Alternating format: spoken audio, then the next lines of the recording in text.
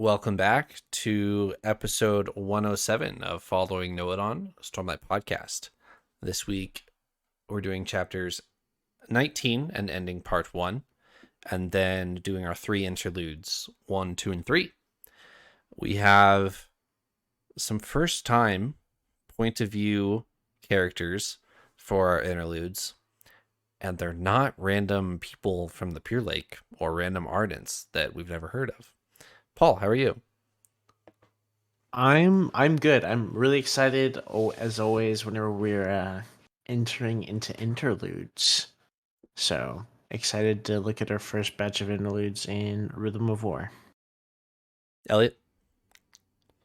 I look forward to the interludes. They're a fun little take a break, learn about something else, moments, or get an interesting perspective. I was kind of hoping for another one of the out of the blue, seems completely random and irrelevant to everything we're talking about interlude. We didn't really get one of those, but that's okay. I still enjoyed them. All 3 of them seem fairly relevant. Do we have 2 words to summarize episode 107? Paul? Yes. My 2 words are extremist and fence. Extremist and fence. Elliot? I have anticipation and innocence. All right, well, let's use these 4 words and talk about Rhythm of War.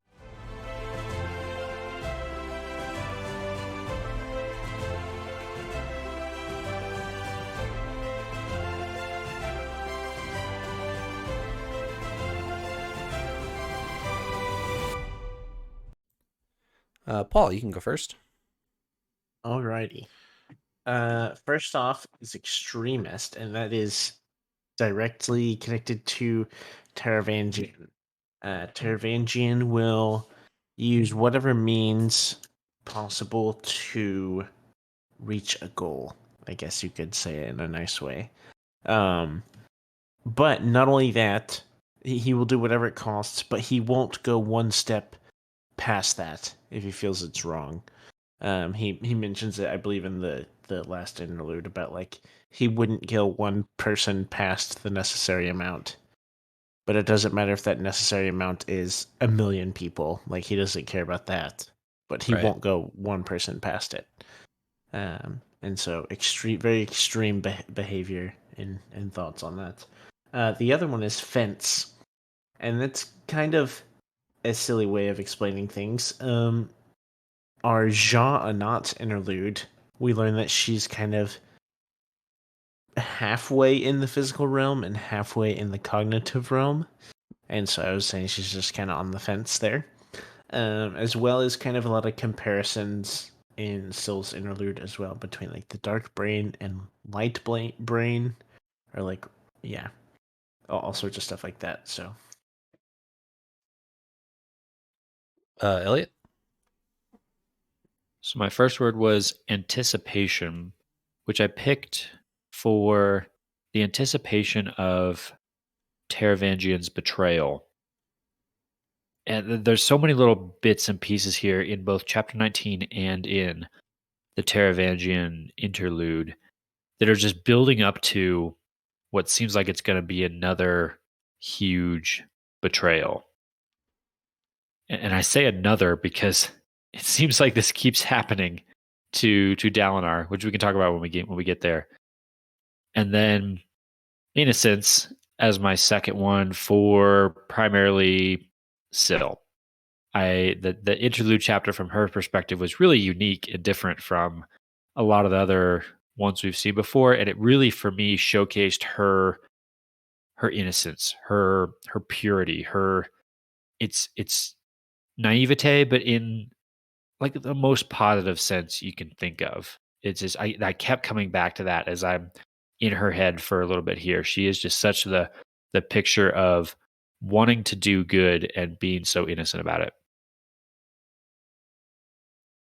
Yeah. All right. I have to say it now. Out of all the Stormlight books, seeing Sylphrena as a point of view character was what I got most excited about for any interlude. That I don't know if it actually lived up to that excitement. It's a good interlude, but I was so excited to get a Sylphrena point of view interlude. But Are you the one that flips through the whole book when you first pick it up to read like what all the point of views are going to be from the different sections in the interludes? No, but Brandon Sanderson on release of Rhythm of War released early chapters, and this is one of the early chapters that he released, was the Sylphrena interlude. And he censored the part where she mentions that he's no longer a soldier and has decided to become a surgeon, because he released the Sylphrena interlude before we knew that. So gotcha. So yeah, I knew that going into Rhythm of War, actually. All right, chapter 19, the end of part 1. The first part of this chapter is her talking to her scientists, her laboratory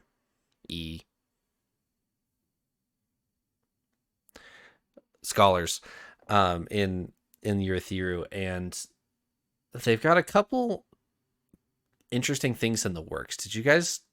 Were you guys interested in this at all, or is this boring?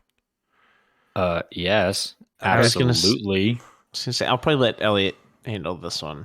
It was, I mean, I'm sure it was neat. Engineering with Eliot segment 2, go. Careful what you ask for there. These scenes are fun because they're getting to explore with magical powers and how to use them to create cool stuff. It's like if a group of engineers in our world had been handed electricity for the first time and be like, oh man, think of all the things we can do with this. And it's fun to watch them, figure out what exactly they can do with it. And these what seem like fairly simple applications of just directing force in a different direction. It seems simple, but then when you start to think about it, like how you can combine that with the other abilities that you have to create all these gadgets is really cool. And it's like that's what the core of engineering is here's all the tools you have. Go figure out how to design a system that can do something that no one has thought of before. Like that is the ideal playground for an engineer. So it's super fun. Do you want to talk about their little Iron Man gauntlet that they invented here? The Iron Man gauntlet is actually not as interesting as what they talk about later when they get to the weights going up and down the chasm. But the gauntlet is pretty cool, if fairly simple, right? She's got a box that she can just kind of hold on to. Yeah, almost like a gauntlet. And I think at some point she talks about, hey, go design it like a crossbow or something, make it look cool, is her, thing at the end, which that's also a, important thing as an engineer. It might do exactly what you need it to do, but it needs to look cool or no one's going to fund your project. That is important. Things still have to look cool. She can take that gauntlet and she can point it in any way she wants and then press the button to kind of engage the paired fabrials, and then the soldiers that they're just, the hired muscle can drag a weight across the floor, and that force is just translated into the gauntlet that Navani's holding, so it drags her across the floor in whatever direction she's pointing it. The breakthrough here in this scene, though, is the directionality of it. Before, it was always they're exactly paired, they move exactly how the other object does. Now, she can turn it off, point it in the direction she wants to go, turn it back on, and then move in that direction. So that has some pretty big implications for specifically their flying, fortress, the fourth bridge. So that'll unlock a few things for them for sure to be able to do that. The part that actually made me more interested was when she got over to the how do we conquer the manpower question here. This brings up some interesting questions. Well, you can have two soldiers drag a weight across the floor to pull Navani, but if you need to pull your flying fortress through the sky, you're going to need a couple thousand of those. So that gets very expensive and complicated fast. So she has this idea she's cooked up of dropping weights down a like endless shaft. They can tie up these weights, put your fabric on there, and then you just lower it down the shaft, use gravity to do all your work for you. Drop this weight down the shaft, and then that is paired to your fourth bridge, which then pulls it across the sky. Genius. We actually have these in our world right now. They're called gravity batteries, and they're actually really interesting. What you can do is you can store electricity in potential energy, in gravity like that. You can use, let's say you're collecting solar energy. You're storing up a bunch of electricity. If you don't need to use it now, you need a way to store it. Well, you can store it in a chemical battery, but that has some difficulties. You can also use that energy to power a motor to lift a weight. And then that weight is sitting up high. And so when you want that energy, that electricity back, now you just slowly lower that weight back down, this time powering a generator. And that generator will recreate your electricity for you. And so then you can go power what you want later. Gravity battery. Navani has just designed exactly that in our Stormlight world, which is super cool. Yeah. Well, I'm learning a lot about a real world and how it works.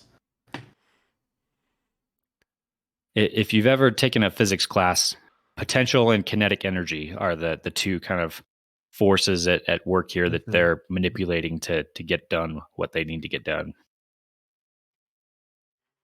They find a shaft on the second story of Urithiru. No, the 20th story of Urithiru, and it goes down way past the basement, is what they say. It delves into the mountain that they're on top of, all the way down to sea level, maybe, like as far down as you can go. It goes that far, so they can certainly utilize that for what Navani's cooked up. Do you guys have any thoughts on what this room was originally designed for, that they found, or did she just uncover the original design? That's a good question. I'm not sure. It might be exactly what this was used for before, but it also might not be. We've already seen that there's some weird stuff about Urithiru. I think this was actually in one of the chapters from our previous episode last week, that there's some bizarre stuff where there's like rooms that you can't get to, and there's like hallways with pipes that run right across the walkway, like right in front of where you want to walk. Just like weird stuff that you're like, why would you ever build something like that? And so this could easily be one of those of, I have no idea what this purpose was for originally. They have young kids crawl around the air ducts of Urithiru, and yeah, they find rooms where there's no door. The only way you can get to them is through these, 2 foot by 2 foot air ducts that they've had these kids crawl through. So I actually have a theory about this. I know I'm jeopardizing all the mic airtime here, Paul, so I apologize. You'll have to talk later. This is a big episode of engineering and plotting of the city, so it's mostly you. You got it. Don't feel bad. This is less engineering nerdiness and more back into the geeky side. I'm trying to figure out how this works, or what kind of mystical magic might be going on here. I'm starting to wonder if when this tower, Urithiru, was fully powered, when it was in its heyday, could it like reconfigure itself actively? Like rooms and hallways aren't always where they are put, Maybe they change, maybe they move, I don't know, maybe the tower is more of like a living thing in that it can, I don't know, readjust itself. And so when it died, when the spren that powered it was removed, it just kind of like freezed in that moment of whatever it was at. And so maybe most of the tower makes most sense, but then other sections of it maybe were in the process of like changing. And so that's why you have a room that you can't get to, was in that moment when you turn the tower off, yeah, you couldn't get to it. But maybe normally the tower would like open up that room when you needed access to it, or you could, manipulate it such that you could shut that off and it was like a vault or something for like a bank. I don't know. Those are just some of the ideas I was coming up with of why the tower can be so weird. I've had a theory about the living tower, as you're talking about, that what if it talks about it that it's an 8-tiered cake, basically. So there's 8 mega tiers divided into 10 floors each. So no, sorry, 18. 18 tiers of 10 floors. So every 10 floors there is a balcony that you can go out and walk around the city on. And and there's 18 of those. But I was wondering, what if it could rotate? What if like a group of 10 floors could like spin, and then open up other doors and close other doors, like a Zelda puzzle? That would make a lot of sense. You guys tracking with me?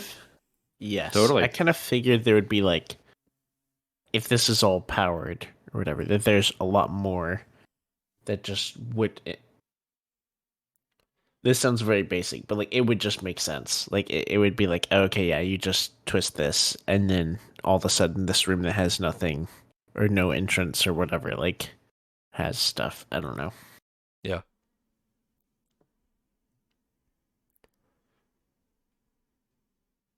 Are we going to turn on the tower, quote unquote, before the end of the book?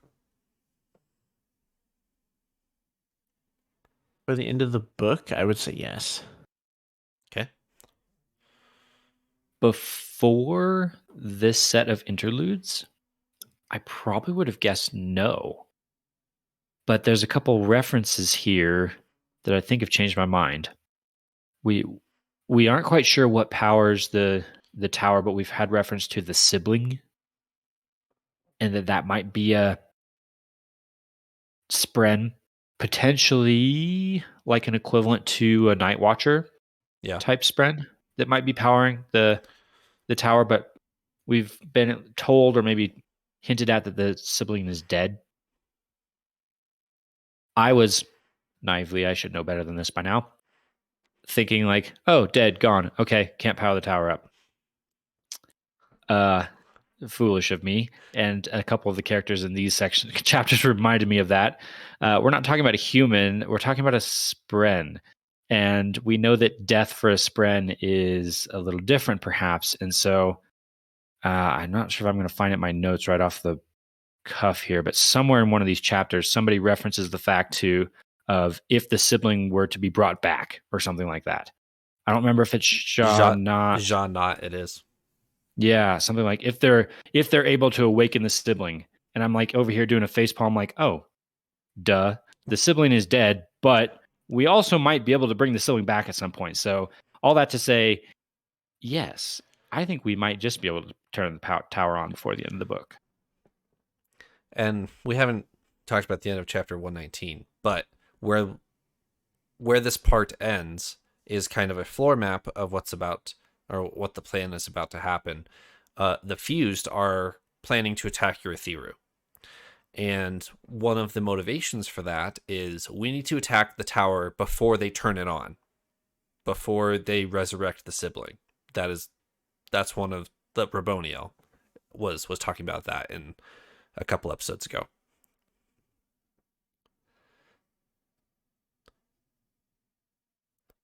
Yeah, I think I will say, so I do think we're gonna see the tower or Urithiru activated in this book. Honestly, I'm hoping it's not like the big Sanderlanche thing, though. Right. Like, I think this is gonna be really neat when this is turned on, and it's all powered up and everything. But it'll be really cool. There'll be a lot of fun imagery and fun things that we'll get to point out. But I don't think it's gonna be. It's not going to carry that much weight for me. Right. I'm not going to be like, oh my gosh, Urithiru's back online. Like, we've got him now. Like, there's not that much significance tied to it other than great. Proud of y'all, So I'm kind of hoping that honestly sooner rather than later if it happens this book. There's the game plan at the end of chapter 19 is that there's a meeting, and Sigzil is there as the head of the Windrunners, and the coalition is there to back Dalinar's plan to invade Emul and fight in Emul. They have decided that retaking Alethkar right now is not smart, and they need to secure other parts of Roshar first, and then talk about, winning back their homeland. So they decide on Emul. They're going to go to Emul. And the coalition all backs him, including Taravangian, which we'll get back to here in a second. But what are the Fused planning from a few episodes ago? Do you guys remember this? They want to get into Urithiru and use the Fabrial, the tower, the pillar, to do what seems like the opposite of its intended purpose, and use it to repress Stormlight powers and not Voidlight powers. And how are they planning on getting in how are they planning on successfully getting in the tower? Who needs to not be there? They need Dalinar and Yasna distracted. Correct. So I don't think it mattered where they decided they were going to go. Taravangian was going to back them no matter what, as long as they go somewhere. And Yasna and Dalinar decided, we're going to go fight in Emul. And Taravangian says, great, you've got all of my soldiers, there you go. And with his interlude and in chapter 19, it's stated that Yakoved's about to change sides. And Taravangian's willing to surrender himself for that cause and save Kharbranth and support Odium. So it doesn't matter where Dalinar and Yasna are about to go, but Dalinar and Yasna are about to go to Emul, leaving who in the tower? Can we do a head count real quick? Navani. Kaladin. Okay. Some other people? Mm-hmm. Renarin? Are maybe? other Bridge 4 people here? So the Windrunners assumedly are going to Emul, but there's probably going to be some that stay in Urithiru. And I guess we haven't talked about this, but where are Shallan and Adolin going?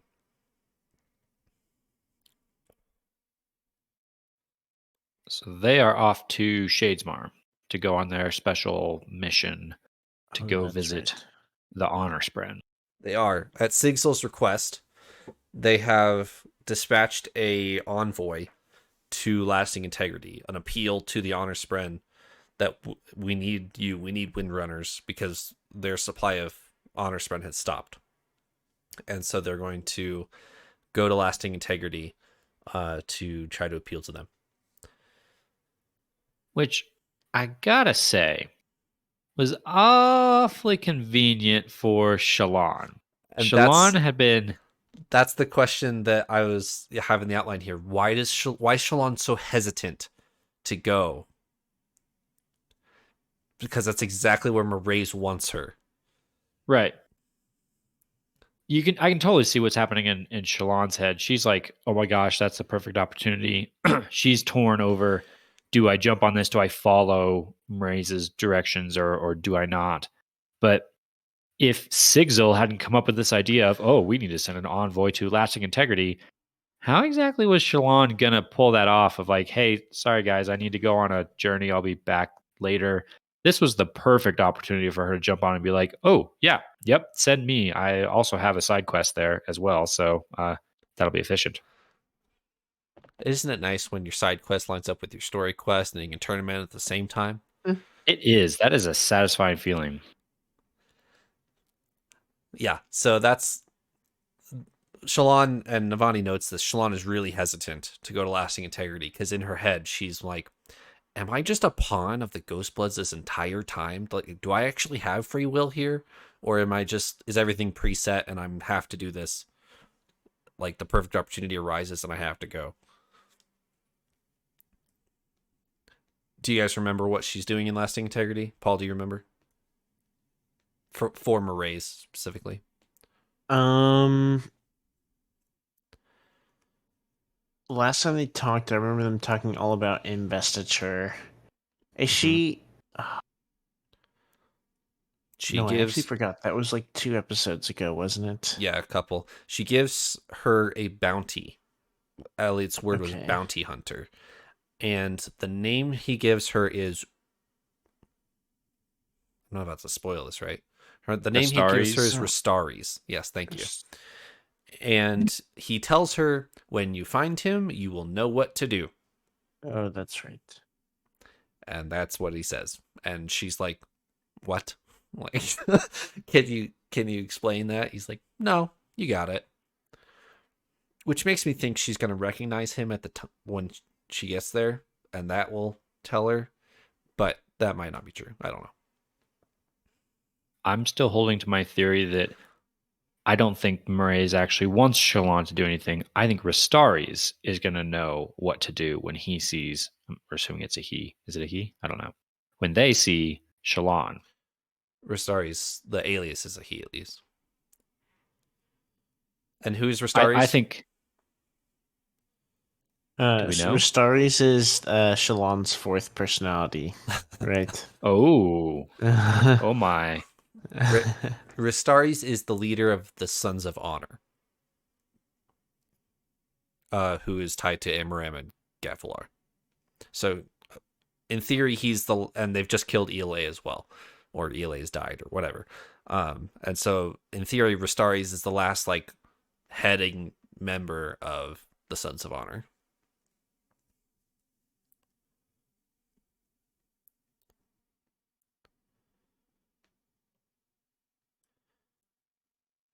Okay, so we've got our lineups. We've got Adolin and Shallan going back to Shadesmar. We have Kaladin, Navani. Where's Szeth going? Do we know? He's nowhere. Right? Is he staying in his cell, or is he going with Dalinar? So. I don't know. And then Dalinar is taking an army to Amul with Yasna. So that's our split. Do we know where Lift is? Doesn't matter. Lift was going to go to with the Edge Dancers. So they were going to send her to Shadesmar, but everybody in the coalition was like, we can't send Lift, right? She's Lift. So they send Godeki, an older Edge Dancer dude, to go with Adolin and Shallan. So yeah, I'm not sure where Lift is going. But anybody else important? To answer your question, it absolutely matters where Lift is. It also matters where Rissyn is, but I'm assuming we're not going to know that.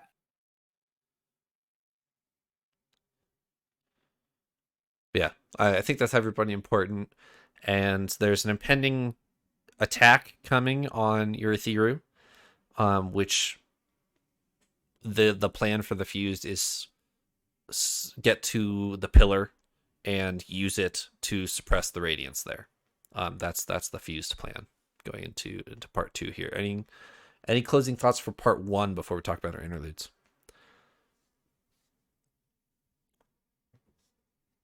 Paul, I have some thoughts on the kind of general theme, or what are some of the bigger picture takeaways I got from part 1, but do you have anything to say before I do that? No, not necessarily about this chapter. I think my interests was much more heavily in the prior chapters. So yeah, if you want to give your overall part 1 wrap up, I always love hearing these. I actually struggled with this part probably more than any of the other parts of the previous 3 books. I sat for a while to try and think of what what's a one sentence theme I can use to pull together this section. And it was tough. It was tough. But what I ultimately came up with was, if I had to put it in one word, I would put it as obsolescence, but I think it's more nuanced than that. I think some of the similarities I was seeing across the different storylines that we have had to do with kind of dealing with change, dealing with the fact that, hey, we're a year on from these earth-shattering events that happened, and the world is very different than it was before. Our characters are having to deal with different enemies, people who we thought were going to be important all of a sudden aren't necessarily. How do we move past what we were dealing with before and face the new challenges ahead? That's kind of the overarching theme for me. And I thought it was summed up fairly nicely in a quote that we get back in chapter 3. So very, very close to the beginning. It's actually just kind of a random guy. I think it's a sailor. He's an old sailor who's talking to Navani. And they're talking about like fabrials and flying ships. And this guy's like an old crusty sailor. He's like, oh my gosh, everything's so different. He says this: I can't decide if I'm glad to be old enough to wish my world a fond farewell, or if I envy the young lads who get to explore this new world. It feels like we're at a turning point. So many things have become obsolete, and they have to deal with the what's new. I think of Kaladin. Kaladin's having to change. He's going from his identity as a soldier is obsolete, and he's going to move on and be a surgeon, something new. Lirin is facing the same thing. He thinks he's obsolete because there's these new magical powers everywhere. Hopefully he's not going to be. Our heralds might be completely obsolete at this point. We thought they were going to be the key to everything. Turns out they're all insane, and the Oath Pact is broken, and they can die, and they may not be as important as we thought. I think Taravangian's diagram is obsolete at this point. I'm cheating a little bit and reaching a little bit into the interlude for this. I'll give it to you though. Not completely though. I think we knew this a little bit already before we got to that interlude, but the diagram seems done. He's made his play, and now it's going to be a new world, and Taravangian might die. He might be done here, or maybe he won't be, and he'll have to adapt and move on to what his life after the diagram look like. So the best word I could come up with was obsolete for that, but turning point I think might be another good way to say it too. Yep, a big fan of all that. Nice job. Wow. That's a big word.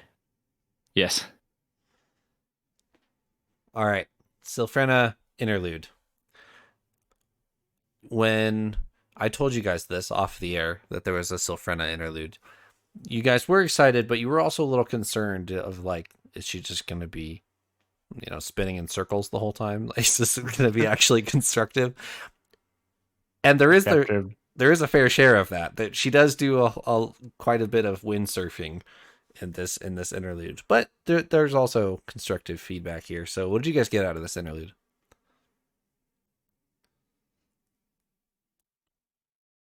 It is exactly what I expected from a Syl interlude.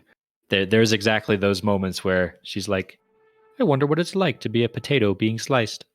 I'll sit here like a potato. Go ahead, slice me. Like, just goofy, random, like totally Syl stuff. And then there's also just the like heartfelt moment where she's trying to the best of her ability to be able to understand Kaladin, where she's like, I want to know what you're going through so I can help you. Like, just that completely earnest, I want to help my friend moments. Like it was 100% Syl.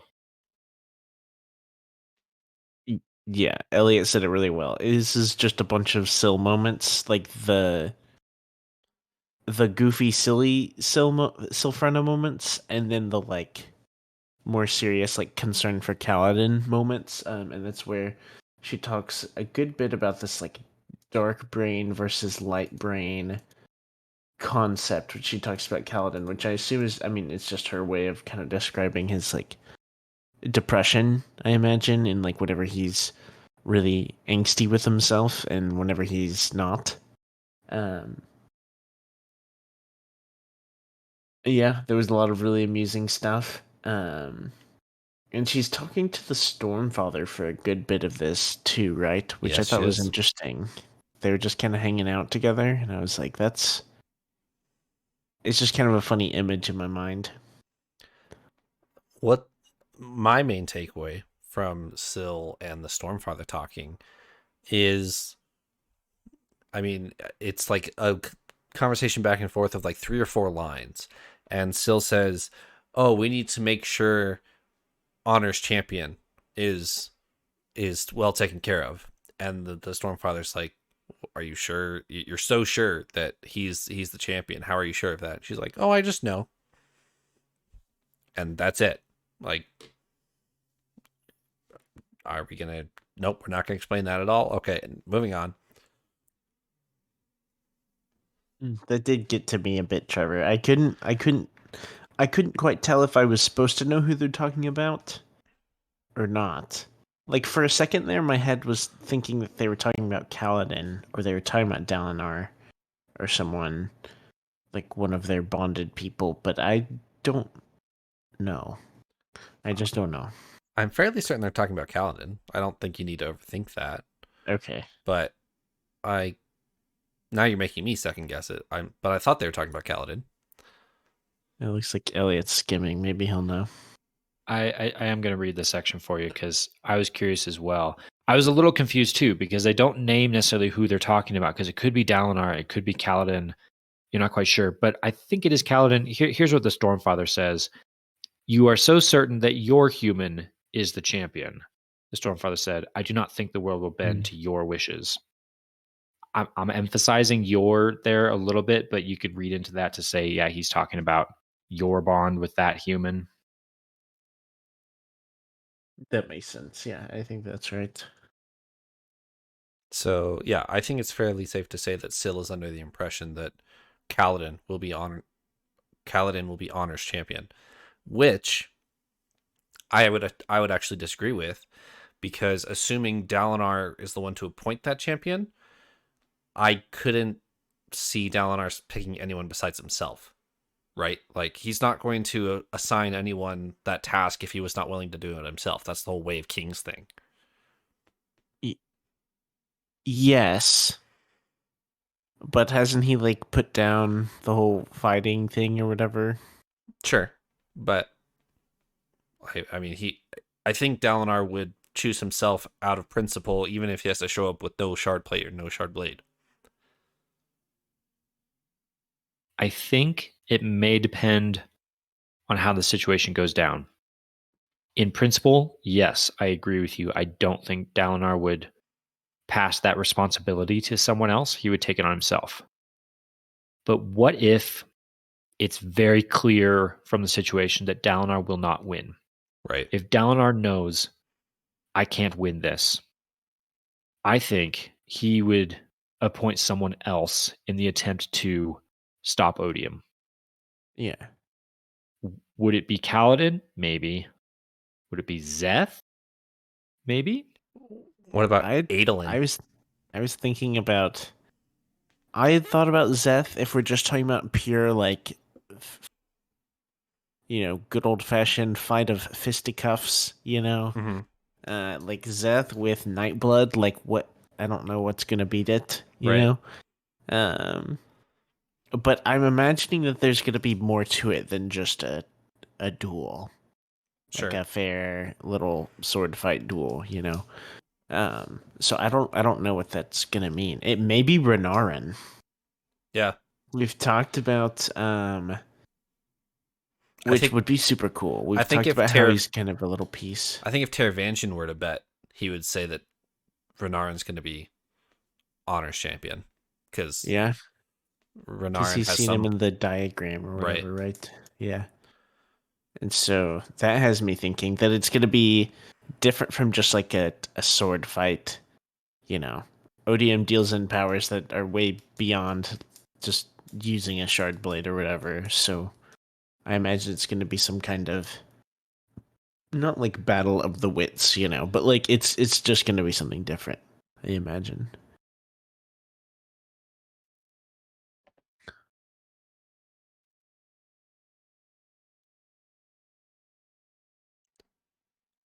I do think it's kind of funny in an ironic way that Syl is asking the Stormfather for the capacity to understand Kaladin, and she's like, "Can you do that to my brain? I need that to happen to my brain."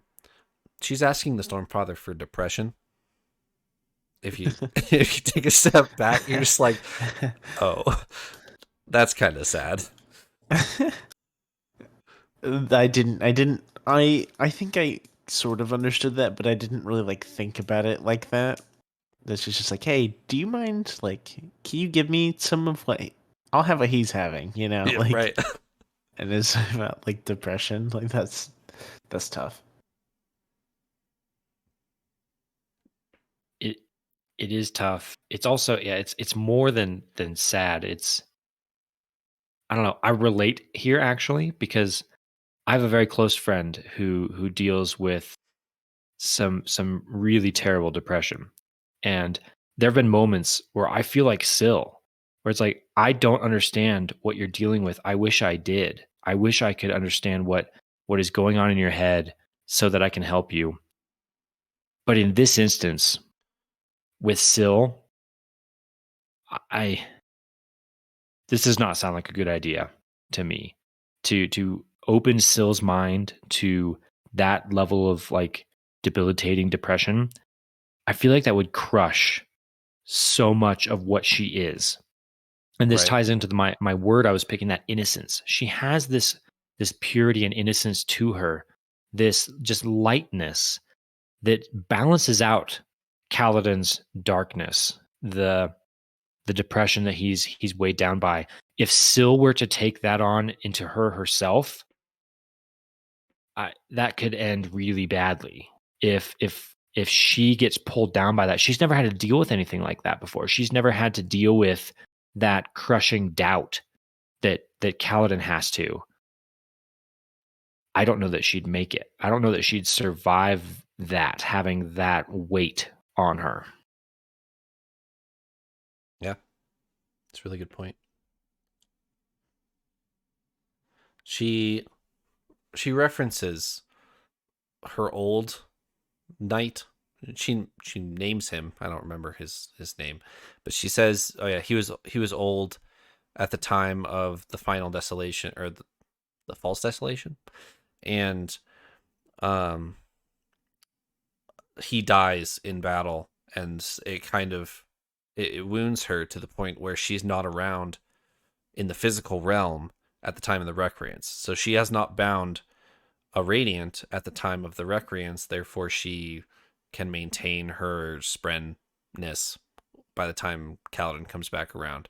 So she talks about her light brain versus her dark brain back then. And so she asks Dalinar, "Hey, is that similar? Can I relate to him that way?" And Dalinar's like, "I mean, you can try. I have no idea."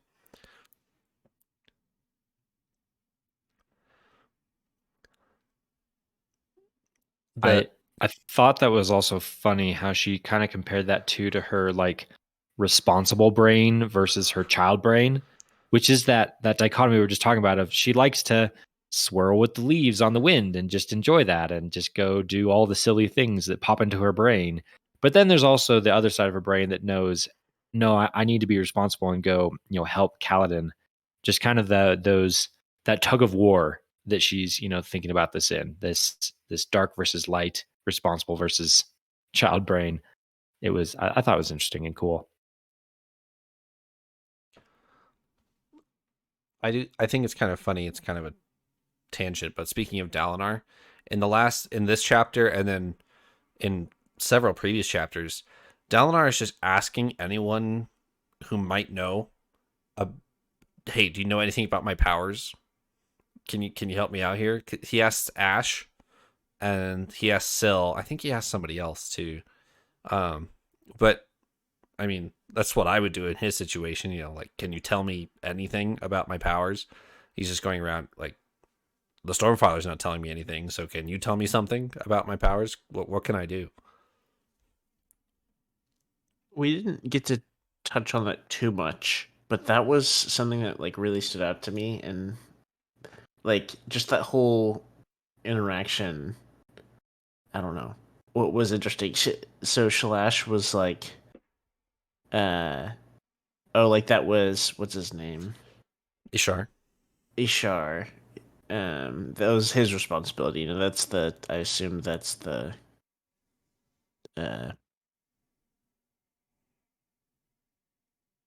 what's the order called again? Bondsmith? Bondsmith. Yes, that's the Bondsmith Herald, I assume. Yes. And stuff. But so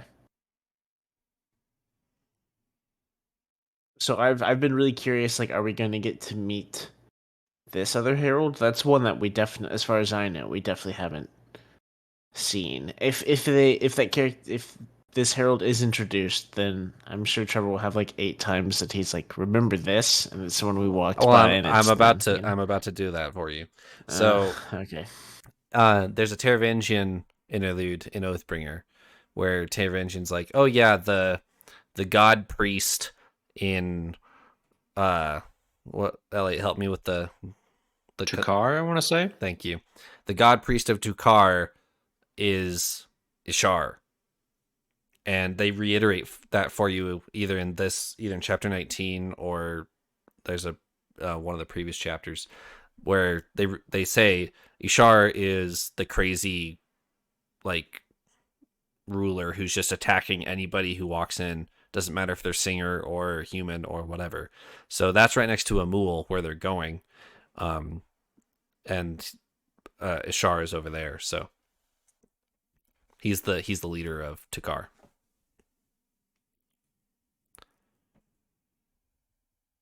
Well, that's exciting.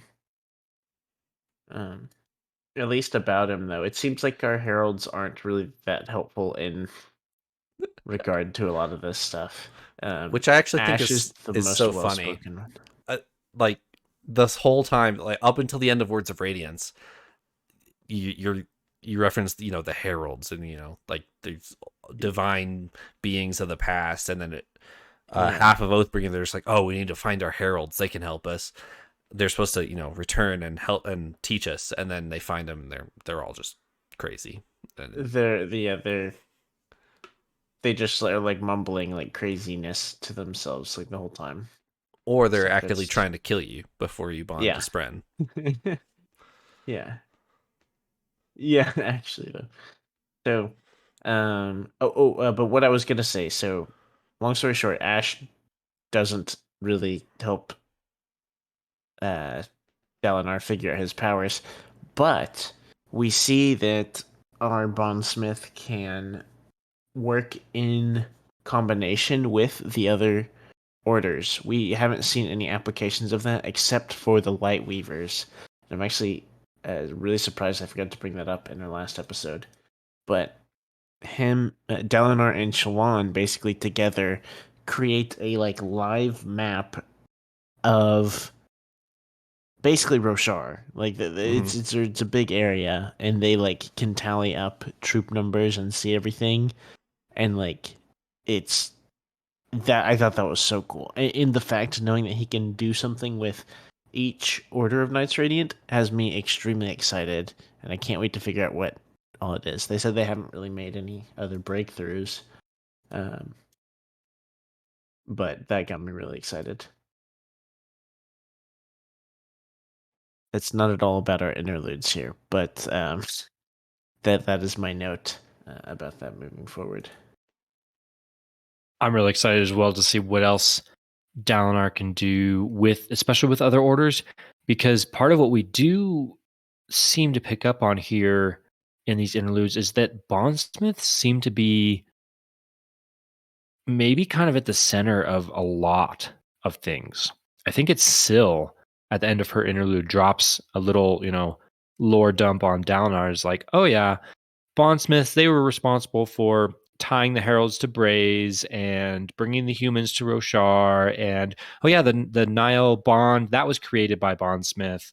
like just throwing out all these like, whoa, okay. Downloader's not really learning how to use his powers, but he seems to be learning that his powers are at the center of a lot of what kind of we know as the key elements and things that are going on. Which begs the question for me, at least, if Nohadon was a bondsmith, because he's tied to the nail bond, and he predates the Knights Radiant, because the Knights Radiant based their code off of the Way of Kings.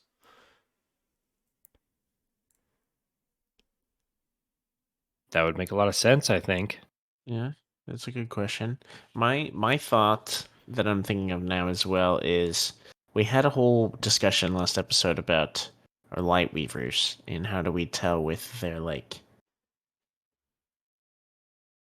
oaths or whatever. Like it's different. Mm-hmm. And I also don't know at all with our bondsmith here. Like what like level is he on? I don't even know like what level of heightening he's at. I want to say 2. That's my thought is like 2 or like we haven't seen anything big. No, it's 3. It's 3. So Is 3 his perpendicularity that he pulled out in yes, Oathbringer? That's what I was thinking. Yeah, so he says 1 and 2 at the end of Words of Radiance. He says the first ideal of everybody's the Knights Radiant one, and then he says the second one like in the same paragraph, because he knows it, and the Stormfather says it's accepted, and then at the end of Oathbringer, if I must rise, I will. If I must fall, I will rise each time a better man. Is his third ideal. Oh, okay. Okay, so it is at least these like ideals though. It's different from the light weavers and stuff. But I had a thought about that for a second. I was like, I don't know if we know any of that. So, yeah.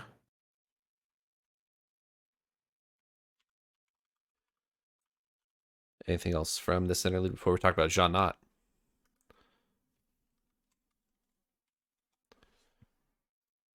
All right. So a couple things to get out of this Jean Knot interlude. She is sending a Spren to bond with probably Maraise, but not necessarily Maraise. She does make that caveat to the Spren as it's leaving. But that's tying back to the Shallan deal that Shallan has with Maraise and Jean Knot, that Maraise wants a corrupted Spren to bond, specifically a corrupted Spren. Why? Who knows? But that's part of that. And it deliberately doesn't tell you what type of Spren this is. So if you could guess at an order, what do you guys think Maraise ordered from Jean Knot to bond? Oh, he would definitely want one of the teleportation ones that can go in and out of Shadesmar, right? So maybe like L Scholar. The only idea I have is he specifically says light weavers fascinate me, which is his phrase to say I have a spy in the light weavers to spy on you, so don't get out of line. So he might be trying to be a light weaver himself. Yeah. I mean, I believe it. I think those are good guesses. I don't think I have a better one. The only part of this that I noticed on was there was specific emphasis on this Spren not just being your normal Spren. There was a reference to like this was one of her most precious creations, I think is the phrasing of it. Yep. So it seems like this might be I don't know. I guess that's the question that I have. What makes this Spren different? Aside from the fact that it's corrupted or touched by Sha'anat, what makes it more precious than the rest of her Spren that she has?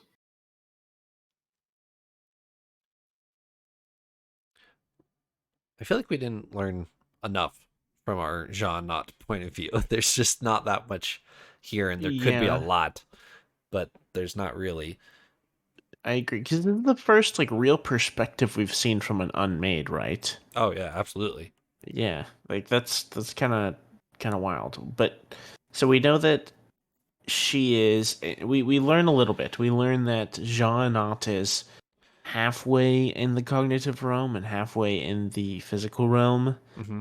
Kind of this weird like halfway. And I think I don't remember if it says this or not, but kind of feeling like Jean kind of feels like she just like wants to belong. I don't know if that's right at all. I could entirely be speculating, but it's like this weird dynamic of being stuck between two realms. I'm sure that gets uncomfortable. I don't know.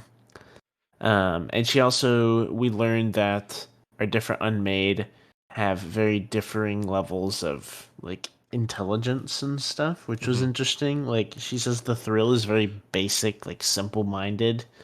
And genre, and I think she says, is it Moelloc or one of the other ones is particularly crafty and things like that. So that I thought that was interesting, but yeah, with it, we didn't learn a whole lot. She she has an offhand comment. This is at the very end of the chapter, that if Odium found out what I was doing, he would unmake me again, which Mm. leads me to think that at one time she was not unmade, whatever that means, Hmm. which would then also lead me to the conclusion that the rest of the unmade have been whatever that it is, and were at one time normal spren of Roshar, and Odium has found them and unmade them, whatever that means, and a negative connotation there. The confusing part to that for me is it seems like Ja'anat is afraid of being unmade by Odium, but if she already isn't unmade, then wouldn't unmaking her just be the state she's already in? That's your second ideal. Yeah, I unmade squared. Yeah, right. So I was confused by that. Is it simply because of the name unmade? It seems like Shana is afraid of being, erased from existence or killed or something along those lines. But the phrase she uses is he will unmake me. She is an unmade already. Confusing. I've I have no idea.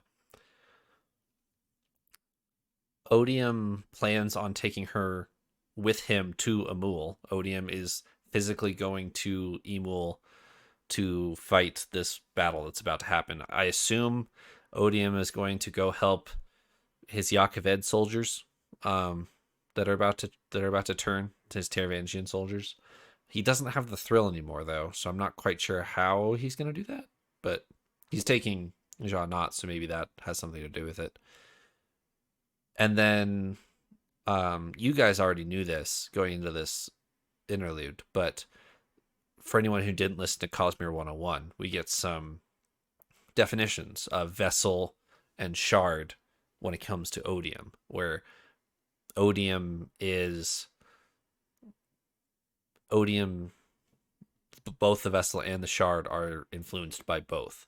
So the shard is passion, basically, but then the vessel is kind of guiding that passion. And so all of the motivations that Odium has is uh, fueled by the original vessel, which I don't remember his name at the moment, but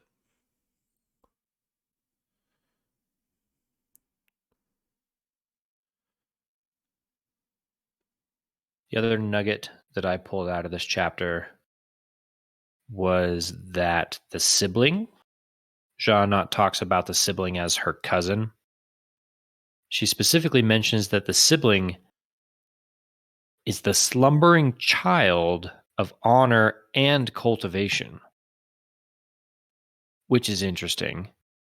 We've kind of looked at like Spren at that level as like the Stormfather being, very closely tied to honor, a child of honor, perhaps.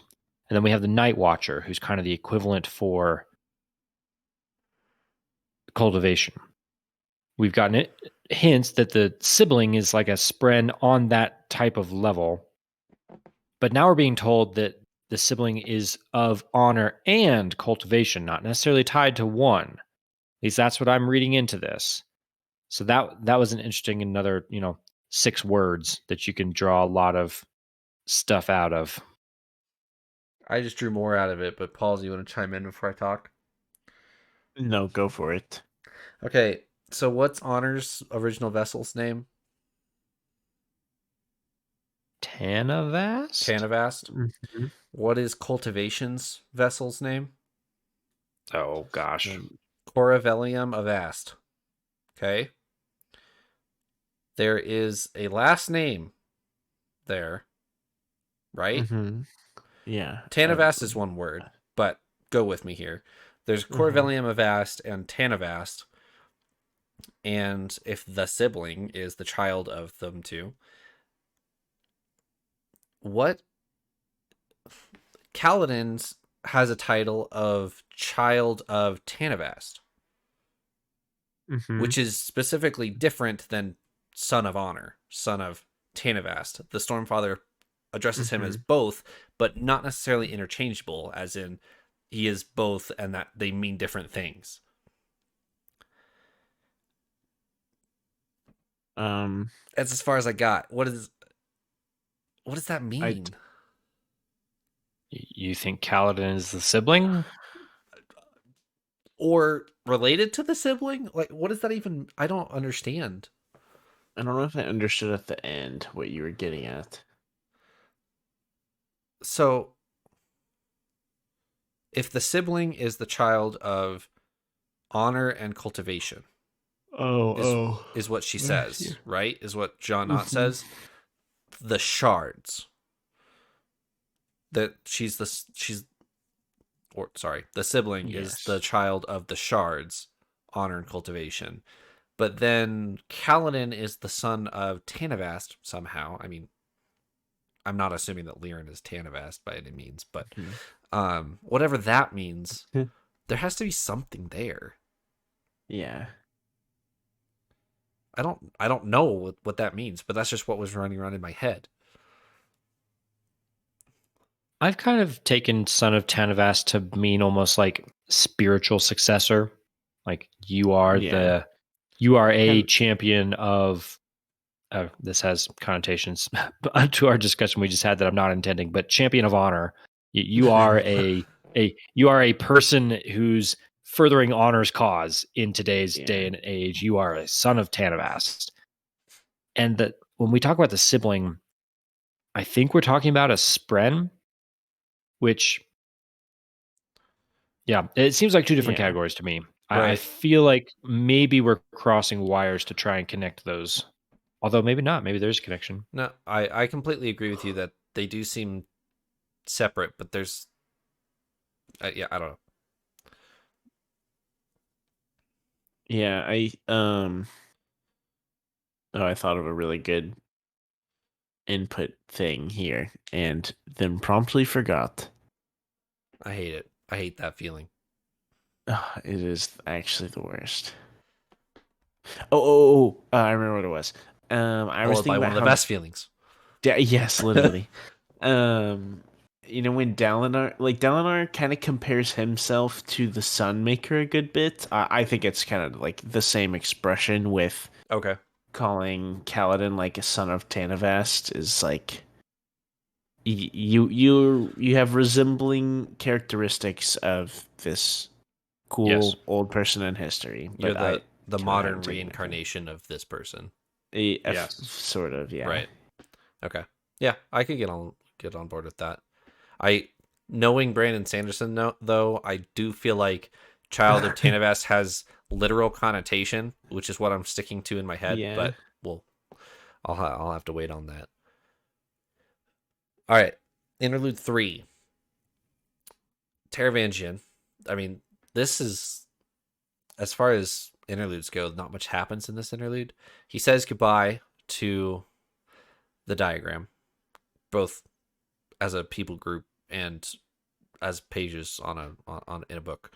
He says, "All right, we're gonna betray Dalinar. When we get to Emul, Yakoved is gonna turn, and I'm gonna stay here, just to see through the plan. And everybody else, you guys are gonna escape to Garbranth. Wish me luck." And that's the whole interlude. Pretty much. I felt resistant to this interlude. It's kind of strange. I felt like the author is like trying to sucker me into feeling bad for Taravangian. Yes. Like here's an emotional farewell scene for Taravangian has poured his life into saving the world, and off he goes to his imminent death. And I'm just sitting over here like, no, I'm not going to do it. I'm not going to feel bad for him. Nope. No, that's really funny, actually. Yeah, go ahead. This was where they introduced the like, what Taravangian makes a comment and he's like, "I would kill no one more than need like, I wouldn't let any one person die that doesn't need to die." For this, and it's like, okay, thanks, but you're already killing hundreds of thousands. It's in the same breath that he's like, "Oh yeah, my hospitals." He calls them hospitals, by the way, still. Yes. Which actually, like, that word in his mind, like, he genuinely thinks that it's justifiable to call them that. Anyway, he's like, "Oh yeah, I should probably disband those." Like, yeah. You're right, Elliot. They did a good job of like making this like, oh, bye, Taravangian. Like, bye, farewell, best of luck. You know, but that's not the case at all. Is a prediction time. Is this going to happen the way Taravangian assumes? Or is something else going to happen before Taravangian dies?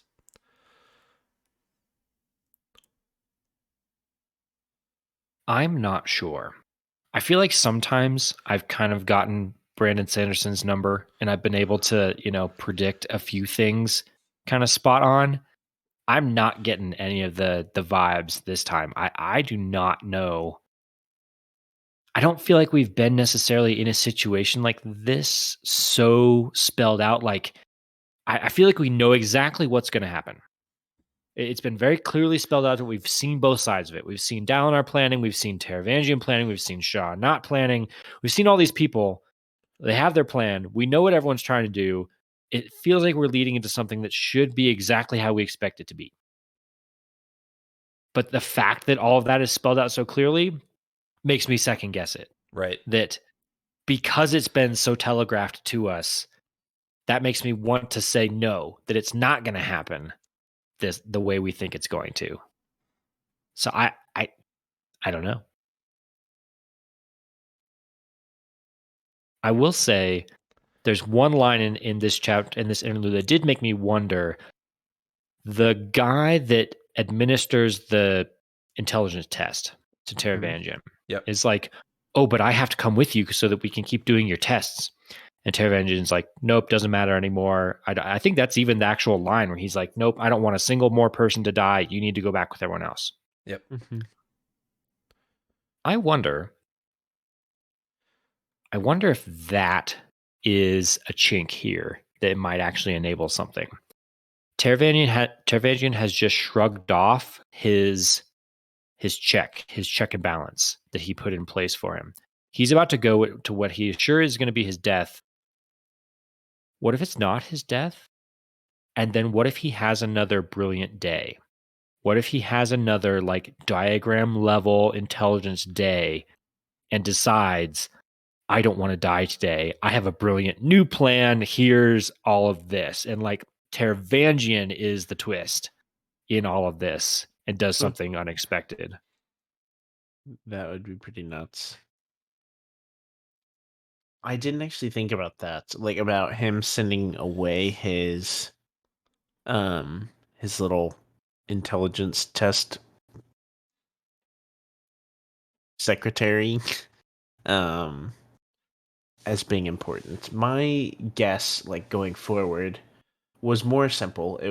My thoughts were like, he's probably gonna try, to pull the rug out from under Dalinar. But I mean, Dalinar is very wary of Taravangian right now, so I don't envision Taravangian being that successful. Right. I guess especially since we have over a book and a half left in our series here, I'm gonna kind of assume that this isn't the nail in the coffin. This is very early in the book for this level of event. Like, this is the stuff I would normally expect to be like the start of a Sanderlanche. This is part 1. This is the end of part That's 1 true. of this book. So either So we'll we're have to headed wait. for... We'll have to wait till part 4 to see the rest of it. Yeah, we're about to go on a tangent for the next 600 Yeah. pages. Maybe. I think either we're headed for a book that's very differently paced than what we've read before, or maybe this is more evidence if we want to really try and think about this meta-wise. Are we going to, is the rug going to get pulled out from someone and this doesn't even happen? We don't even get a confrontation here because something, happens and the book slows down from its fairly fast start and we don't get the big events. I don't know.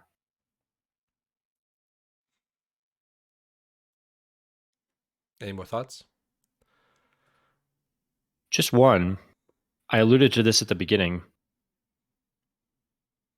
Dalinar seems to have a recurring problem.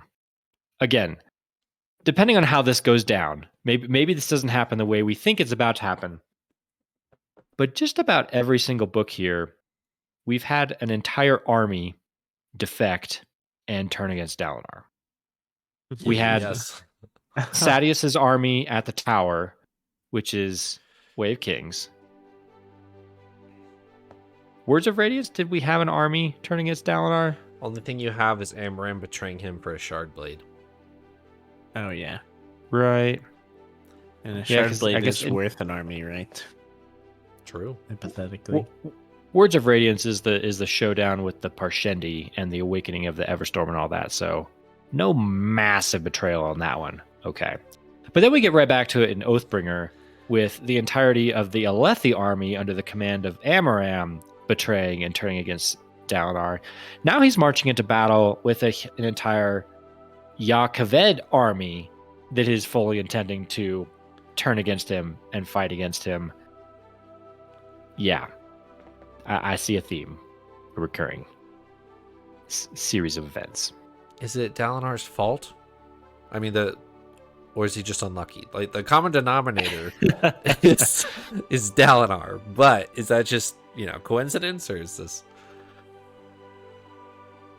I mean, he's managed to survive each one and come out on top, so I wouldn't bet against him going into this, but at the same time, I don't know if I'd want to be marching into battle with this guy. It seems like his friends turn on him a lot. Friends, in quotes, I suppose. Anything else before the end of the closeout here? Okay, so at the end of Interlude 3, Taravangian burns his copy of the diagram. He says it's pretty much irrelevant now. We've done it. We've saved Kharbranth. The end. There's something else in the diagram that hasn't been solved, though. Right? Which is? We talked the whole Renarin piece of it, right? Right. Renarin's a huge piece of this, and so either Taravangian has that part memorized, or it's irrelevant now, and it didn't go that way that he thought it would, and that whole piece, that whole prophecy piece, is just gone.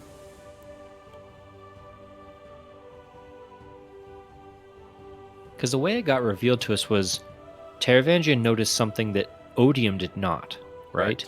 Yep. He sees something that talks about Renarin, and supposedly Odium doesn't know about it. But yeah, you're right. Taravangian does seem to be tossing that aside as if it doesn't matter anymore. Perhaps. Yeah, I don't know if that goes anywhere, but that's just what I was thinking. All right, any closing thoughts for episode 107? Excited to see usual. what happens in part 2. I was going to say the exact same thing. As usual, I'm very excited to dig into the next section here. Yeah, me too. Let's close this episode and talk about part 2 of Rhythm of War next week. Thanks for joining me. Farewell. Bye-bye.